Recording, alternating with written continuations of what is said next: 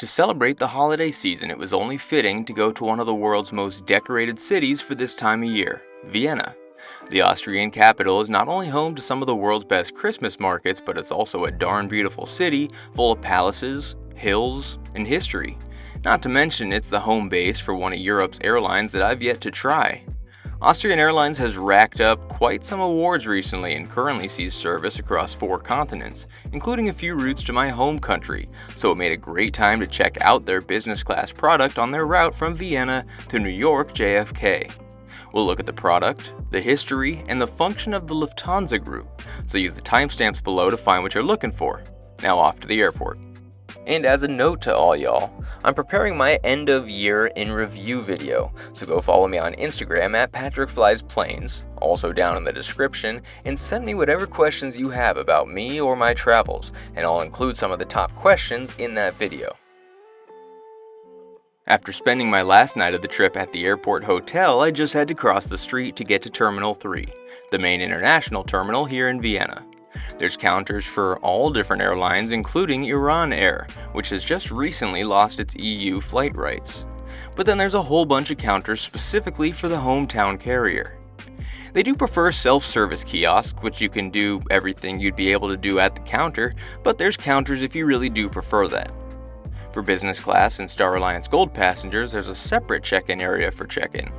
They still have self-service and full service, but it's much less crowded. It was fun scanning my own bag in and watching it fly away, however, except that US flights still need to have someone approve the bag. From there, the security check is right outside, except that they split up the security checkpoints by gate, and I'm in a different wing, which meant I had a 5 to 10 minute walk back through the terminal to find the proper lane. On the way, I ventured up to the observation deck only to find that it's closed in winter, so I enjoyed the biggest model aircraft collection I've ever come across, including my favorite, the San Francisco livery Swiss A340, that is sadly no longer around. I scanned my ticket at the fast-track lane, and this time it opened, and I was through in about 15 seconds. Then there's a duty-free shop and rotunda, and off to one side is the outbound immigration. I was here 3 hours before my flight, and it wasn't all that busy. I walked right up to a counter and then down the fork to the D gates, which will house all the US and Canada flights except Chicago today. There's multiple Austrian lounges in Vienna, but there's a super convenient one right here in the D gates. Up the elevator and into the space for Star Gold and business class passengers. It's not all that large. It's mostly just a bunch of seating. I found the privacy to be low, and I also found the lounge to be small for the amount of passengers departing these gates in a 1-hour span.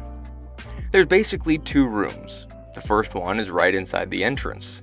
The most private seats you'll find are around the corner in this area. Other than that, sheer curtains will keep a tiny bit of privacy at least. Through the doorway, there's more of the same except that we find the food here. The buffet is 2 counters, one of them mostly drinks with coffee, alcohol, and soft drinks, and some assorted breads. The other side houses the hot options for breakfast time this morning. They do have some lounge chairs near the TV and a shower in the kitchen entrance, although I showered before showing up, so that wasn't necessary. There are ramp views from here, but there's a bit too much construction at the moment. It can be cozy in here, honestly. I just don't think it's big enough for what's truly needed. But at least there's other lounge options. Over in the G gates is a much more flagship-looking lounge if you can suck up the 15 to 20 minute walk each way. The seating is much more spread out. There's more partitions, more sections, and one long hallway, allowing for people to be less concentrated. Honestly, it's a much better space for people to hang out. It's just ironically closer to Austrian's partner flights than Austrian's flights themselves, at least today. I will say that if you thought the view from the other lounge was too much construction, this one's even worse. There's some saving grace, however. On the window, there's the implications of a new lounge space. Due in 2027, this construction should house some new flagship Austrian amenities, so I guess we stand by for that. In the meantime, I was now a solid 20 minutes from my gate, so I had to make the trek back. The D gates are this big rotunda with gate holding areas to the outside. D22 is our gate, but the US and Canada flights all require a security check. Business class passengers could get through much quicker, but the line wrapped around the terminal otherwise, so leave time for that. Unfortunately, the view from here wasn't great. I mean, you can see the ramp, but there's all these bars in the way, so we couldn't get a great view of this nearly 30-year-old 767. I was really hoping to get one of their new 787s, which were going to Newark and Washington, D.C. today, but both flights were nearly double the cost for whatever reason. So, we are in a distant ancestor of that plane. The crew boarded, and after a short delay, we also boarded, with business class being Group 2 after the Han Circle members. The crew was in a very awkward spot for getting clean shots of the cabin, but I still welcome you on board this almost 30-year-old aircraft. In a 1-2-1 setup, it's a great setup for solo travelers, and the odd-numbered seats will be your target, as they're closer to the window and offer some more privacy and separation, which is great on the 767 as the 300 variant can only board from door 1, meaning that everyone passes through the cabin. This is something you don't typically see, but it's the configuration of these aircraft that requires it. Also, speaking of the 767, the 1-2-1 setups can be a bit tight. It's much smaller than the cabin of the 777 or 787 despite squeezing the same seat count across. And in my travels, only airlines like United and Miat have adjusted the seat count for this aircraft type. Speaking of the configuration, let's check out seat 5K, starting with the headrest with Austrian cushion, and then the seat cushion itself, which has adjustable firmness. There's a retractable armrest below the two windows, which were definitely scratched. In front was the TV, which was extremely reflective, and then a footrest with cushion at the back for the bed. There's a literature pocket and water bottle holder, and another pocket for shoes down low, plus another storage cubby below the TV so you can separate out all your goodies. The counter is honestly a great size and also where we find the seat controls, TV remote, and a tray table. 767 tray tables all come out differently, but it seems to never be what you'd expect. Then there's a reading light, plugs, and this wonderfully designed storage pocket, plus an overhead panel with no air vents, but still sporting the 30-year-old lights and signage. We were also given headphones, which weren't the most comfortable and woke me up from the pressure on my ears. We got a choice of beverage and I picked the orange juice with the orange in it. And it came with my favorite snack, the honey mustard pretzels. There was also the bedding, including a blanket with one side slightly softer than the other and average plushness. Then the pillow, which was a good size but a bit thin. And a bummer not to have slippers for the long journey. And lastly was an amenity kit. I loved the color and material used, and inside is normal stuff. I was a bit disheartened to see that there was nothing too special, and especially no lotion in the notoriously dry cabin of the 767. Austrian's not only the flag carrier of Austria, but also a subsidiary of Lufthansa, and it's been around for over 100 years. Kinda. The airline was founded in 1923 after approval from the government, with the founder keeping 1% of the company, Junkers Aircraft with 49%, and the rest belonging to the Austrian Railway Transportation Company. They first flew later that year with Junkers Aircraft from Vienna to Munich, then converting to floats and flying to Budapest under the Junkers Trans-European Union brand. They used seaplanes for their Austrian targets until the Union dissolved in 1926, and the next year the government procured new aircraft to keep an airline for the country, and still partnering with Junkers, they also partnered with Deutsche Lufthansa, eventually growing to become the fourth largest carrier in Europe after the Great Depression, just in time for World War II, which literally destroyed the airline. Following the annexation of Austria in 1938, the airline's plans were scrapped and Lufthansa took over, eventually deleting the airline from commercial registries. After the war, Austria separated from Germany, and after the Austrian State Treaty brought independence, the country was seeking a national carrier. Air Austria and Austrian Airways emerged to address the open market, with Austrian Airlines forming in 1957 by merging the two carriers, first flying with Viscount aircraft in 1958 to Zurich and London. They got their first new aircraft in 1960, allowing rapid growth, including their first ever domestic services and a 500% financial growth. In 1963, with that new money, Austrian entered the jet age with Caravels, launching long-haul flights for the first time to New York, with a stop in Brussels in cooperation with Belgian Sabena. The airline became all jets in 1971 after adding more Caravels, and especially the DC-9s, despite ceasing transatlantic services. At least until 1989, when they committed to more steady long-haul flights with an A310 to New York JFK, even naming the aircraft New York. The 90s saw the airline seeking alliances and partnerships. Swissair started the Qualiflyer Alliance with Austrian and Crossair as founding members, allowing long-haul expansion to China and South Africa. Hungry for acquisitions, they later took a minority stake in Lauda Air and a majority in Tyrolean, eventually buying out Tyrolean entirely and making it a subsidiary. Lauda took longer as they got the majority share in 2001 and fully merged in 2012. In 2000, Austrian finally joined Star Alliance and shortened the operational name to just Austrian. In 2006, they implemented stringent cost-saving policies, including canceling several long-haul routes, eliminating 500 jobs, abandoning long-haul Airbuses, removing complimentary meals and alcohol on shorter flights, and moving the headquarters from the city to the airport in Vienna.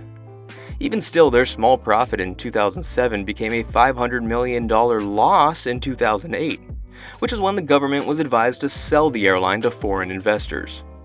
S7, Air France KLM, and Lufthansa were the final bidders for the airline, with Lufthansa finally chosen in late 2008, with a big but still minority share. With some disagreements over the settling of debts, Austrian was still struggling to turn a profit, and Lufthansa refused financial support since they came into it when the airline was already $500 million in the hole. Although the airline finally reached profit in 2014, helping the beginning of their modernization efforts.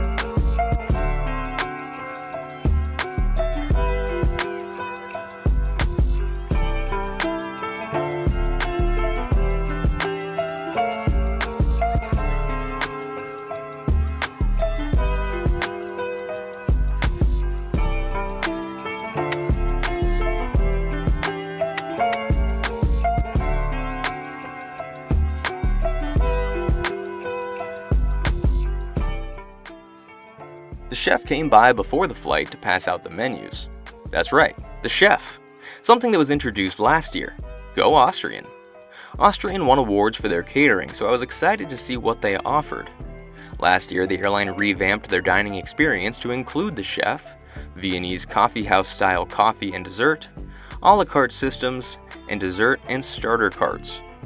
There'll be 2 courses on the flight, kinda 2 lunches. The first one with choices of starters and main courses, and the second meal which is admittedly smaller but still choices, and lots of local Viennese touches. There was then pages of sparkling, white, and red wines, and then all the other beverages, including some that kept me excited. The first meal service began with a hot towel, and then they set up the tablecloth, which had this pattern on it that matched the bulkheads. The place settings were passed out along with cold drinks and alcohol, so I chose the Austrian beer, and then they passed out the bread choice and this little egg tart thing. The silverware had the Austrian logo on it, plus this little clip I couldn't find the purpose for, but it's really small. The crew came through with a cart of all 3 starters, salad, pea soup, or smoked salmon. I chose the smoked salmon tartare with the horseradish creme fraiche, and it was super tasty. I'm a big smoked salmon guy, so can't go wrong there. Then for the main course, I chose a Coke instead of another beer, and the Tafelspitz, or Viennese-style boiled veal, with creamed spinach, root veggies, and chive sauce. To wrap it up was another cart, this one full of desserts. I chose the raspberry grits with a vanilla creme fraiche. These guys and their creme fraiche, I guess. I also got the Vienna-style coffee, which adds whipped cream and powdered sugar with water and chocolate alongside it. I wanted a coffee with the meal, but they told me they wouldn't serve the hot drinks until after the meal, which was a bit frustrating, but I can live with it. Setting up the bed made me extra grateful to have an odd-numbered seat, so that I wasn't right on the aisle with people and carts bumping into me.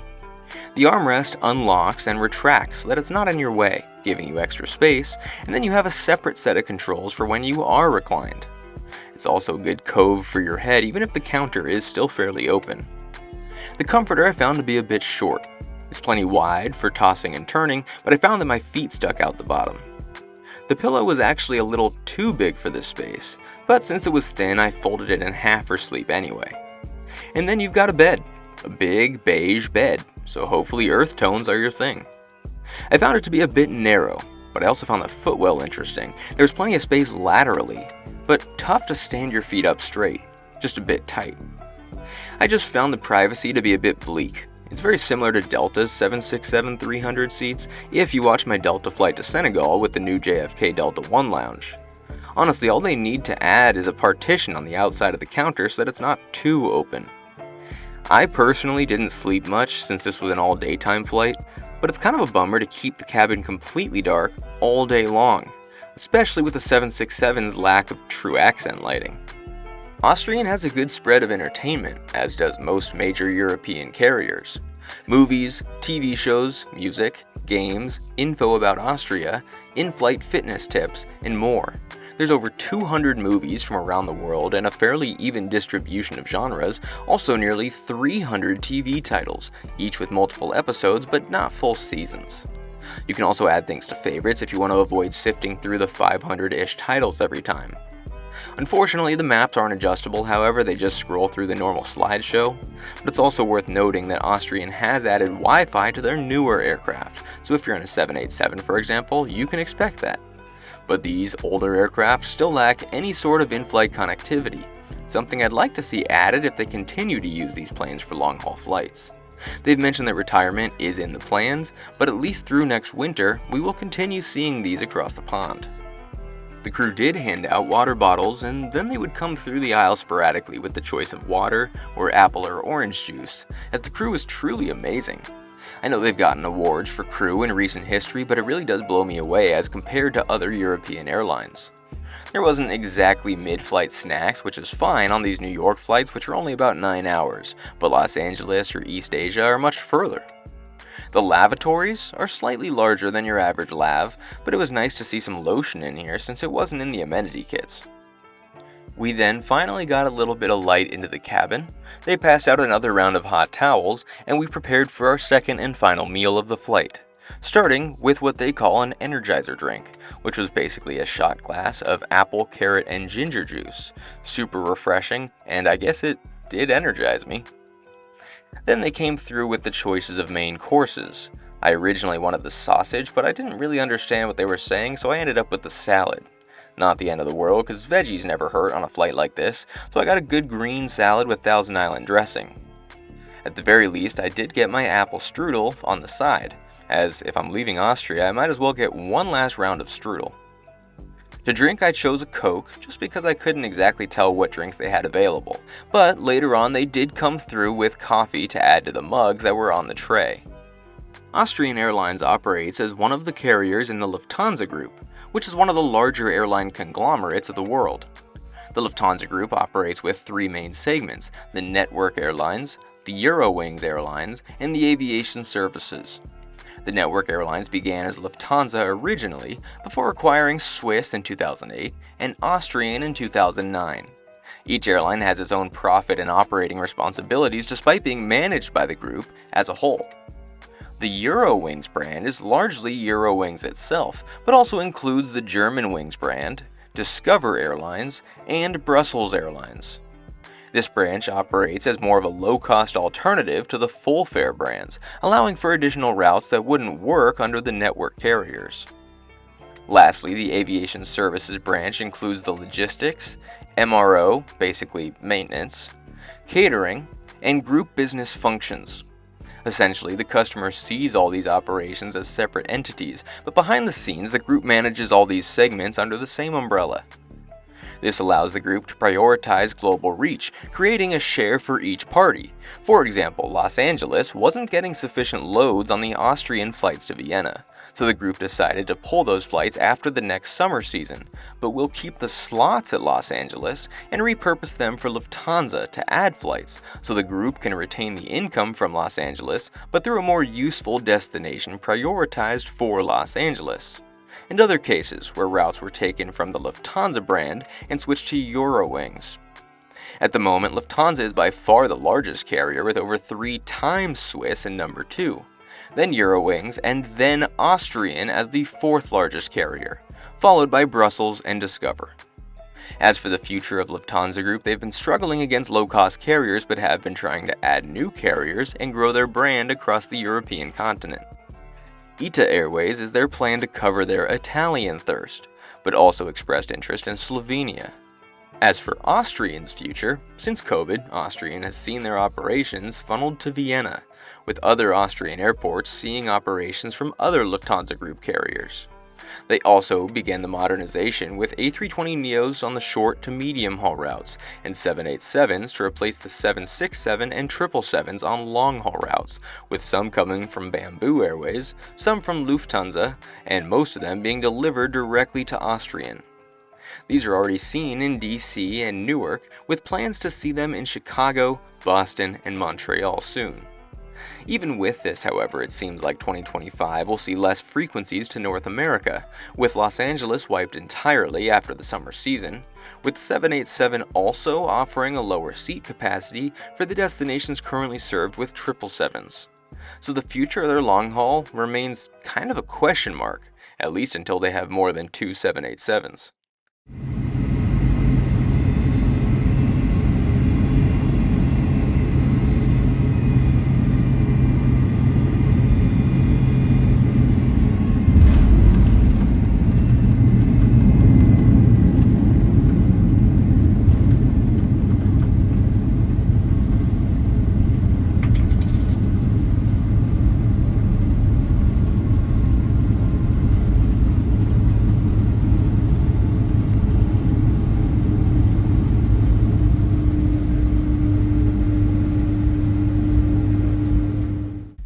In my travels, there's no airline more controversial than European and American carriers. Everyone has extreme feelings one way or the other. I've generally found European carriers to be underwhelming with a few exceptions, and honestly, throw Austrian on that list. Without a doubt, the best carrier that I've flown from the Lufthansa Group. The only thing I see being a hindrance is their size as compared to the rest of the group. Lufthansa is literally one of the world's largest airlines, and Swiss isn't much smaller. Austrian, however, has a much smaller route network with only about 6 North American destinations and a couple in Asia, and the fleet's still fairly outdated. That being said, the Vienna airport ain't bad. Well connected to transit, kind of a secondary hub for Europe and Star Alliance. I'm excited to see how the new terminal will look in 2027 since it's a bit strange going between wings at the moment. The lounge is my biggest drawback on the ground, however. The best one seems to be the Schengen Lounge. The G-Gate one isn't bad either, except the majority of flights, at least today, were much smaller in the D-Gate Lounge, that lounge being much less flashy. Not the best way to open up a trip, considering if you're flying to Europe, you'll be in lounges like the famous Polaris or Maple Leaf lounges. On board, it's a very familiar cabin for the 767, which, in my opinion, squeezes too many seats across to be totally comfortable and lacks privacy, although it's more of a sign of the times than anything Austrian can control. So, the newer fleet should be an incredible improvement on that front. Soft product was really the best though. Having an onboard chef is a big-time win for the airline, setting them apart from most airlines in the world. The crew otherwise was also amazing, and it was great to be with people who were so safe while also showing us that they truly love their jobs. The food was also great. Well-crafted menus, well-prepared plates, and some real good tasting stuff. The only things I'd change is adding Wi-Fi and some better in-flight snack options, and maybe a mattress pad. I'm a bit sad not to see Austrian at my home of San Francisco, but maybe as a major Star Alliance connection point, we'll see it with the new 787s in the future. But regardless, I'd love to fly with Austrian again, maybe with a newer aircraft though. Let me know your thoughts down below, and remember to send me your questions for the end of year video. And until next Sunday, safe travels. I'll see y'all next time.